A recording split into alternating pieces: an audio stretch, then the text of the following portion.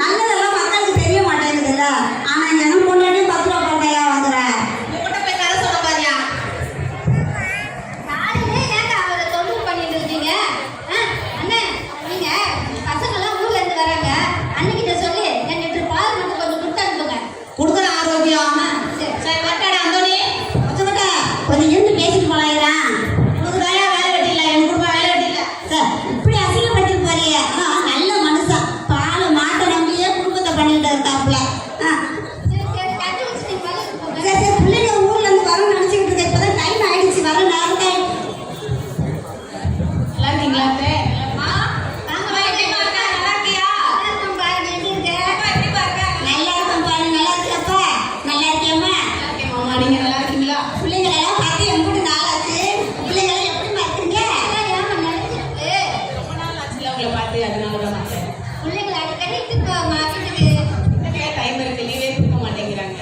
ஆமா, அம்மா வீட்டுக்கு மட்டும் அடிக்கடி போக கூட தெரியும். என்னதான் ஏமாத்த எங்க அம்மாவை ஏமாத்த முடியுமா? அப்பா எத்தனை தடவை சொல்றது, இந்த மாதிரி இந்த வயல் என்னன்னு கஷ்டப்படாதீங்க, நான் நல்லா சம்பாதிச்சு நல்ல நிலைமையில இருக்கேன், நீங்க என் கூட வந்து அங்க இருந்தா என்ன, நீங்களும் அம்மாவை எப்போ வர போறீங்க, இன்னுமா இந்த வயலே வாய்க்கால் இன்னும் எவ்வளவு நாளைக்கு இங்க இருந்து நீங்க கஷ்டப்பட போறீங்க? தம்பி நீ நல்லா சம்பாதிக்கிற, சந்தோஷம்.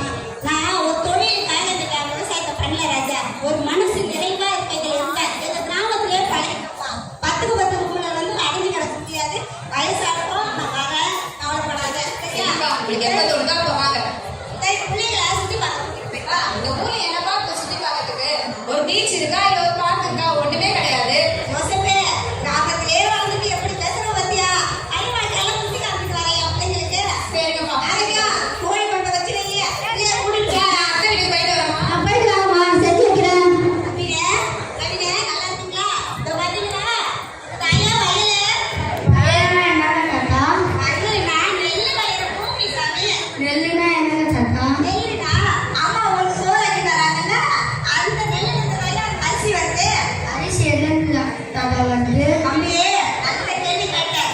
வயலை நிலத்தை உழுவணும் first. அதுக்கப்புறம் நாத்து நடணும், களை எடுக்கணும், அறுப்பு எடுக்கணும். அம்புட்டு வேலை இருக்கு இந்த வயல்ல. அவ்வளோ வேலை செஞ்சாலும் அந்த போற வர ஆடெல்லாம் மேய்க்கணும். அதை வேற பார்த்துக்கணும். சரியா? அப்படின்னு தண்ணி வைக்கணும், பாத்தி கட்டணும், அண்டை வெட்டணும். எவ்வளோ வேலை இருக்கு தெரியுமா இதுல?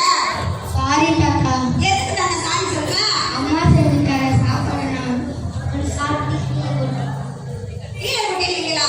தம்பி, 4 மாசம் நாங்க அம்புட்டு பாடுபட்டு நெல் விளைக்கிறோம். அதை 4 நிமிஷத்துல கீழே கொட்டிட்டு சொல்ற பாத்தியா? நாங்க எப்படி கஷ்டமா இருக்கு தெரியுமா? இனிமேட்டு கொட்ட மாட்டேன் தாத்தா.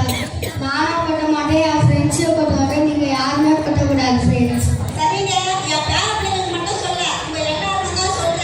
தேவையான அளவு சமைங்க. தேவைக்கு அதிகமா இருந்தா எல்லாரும் அப்படி இல்லையா? காயிலா சிங்கனுக்காக போட்டுடுங்க. குப்பையில மட்டும் தயவு செஞ்சு கொட்டாதீங்க.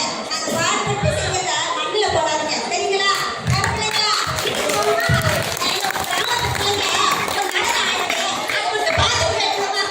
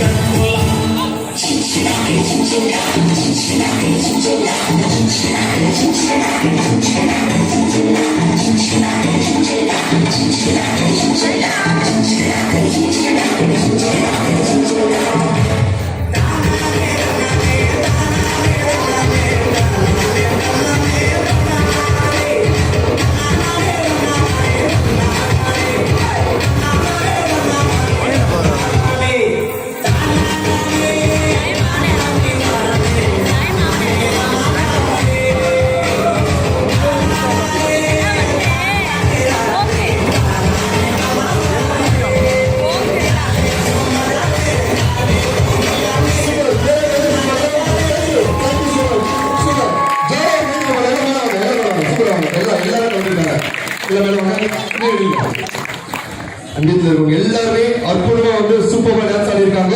ஜோரா ஒரு கை தட்டலாம் அவங்களுக்கு. Thank you so much. தேங்க்யூ.